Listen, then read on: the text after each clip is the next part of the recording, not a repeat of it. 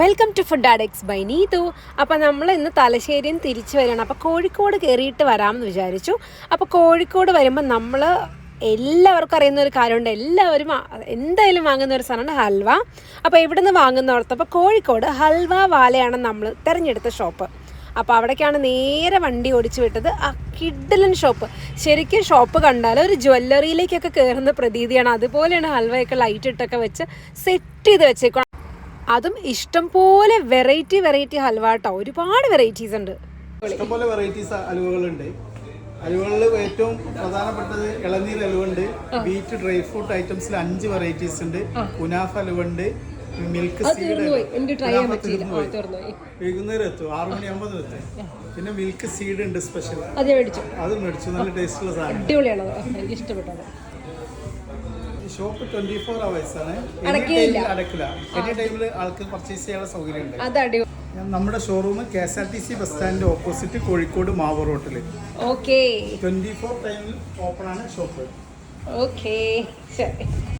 അപ്പൊ ഏത് പാതിരാത്രിക്കാണെങ്കിലും സൺഡേ പോലും അവധിയില്ലാതെ ഏത് സമയത്തും ഓപ്പൺ ആയിട്ടുള്ള ഷോപ്പാണ്. ഒരു മസ്റ്റ് വിസിറ്റ് പ്ലേസ് ആണ് കേട്ടോ. 4-5 ഹൽവ ടേസ്റ്റ് ചെയ്തേ. കോഫി ഹൽവ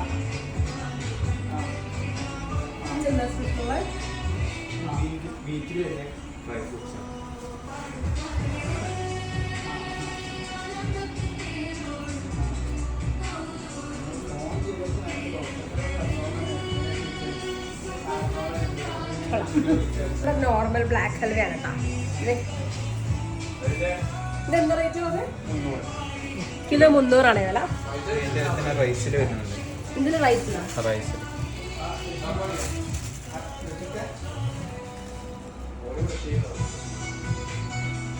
ഈ കറുത്ത ഹൽവ തന്നെ 1-2-3 ടൈപ്പ് വെറൈറ്റീസ് വേറെ ഉണ്ട് കേട്ടോ. അപ്പോൾ ഇത് അരിയിൽ വരുന്ന ഹൽവയാണ്. അപ്പോൾ രണ്ടും കഴിച്ചപ്പോൾ എനിക്ക് കൂടുതൽ ഇഷ്ടപ്പെട്ടത് അരിയിൽ വരുന്ന ഒരു ഹൽവയാണ് കേട്ടോ. അതിനൊരു പ്രത്യേക ടേസ്റ്റ് പോലെ ഫീൽ ചെയ്തു.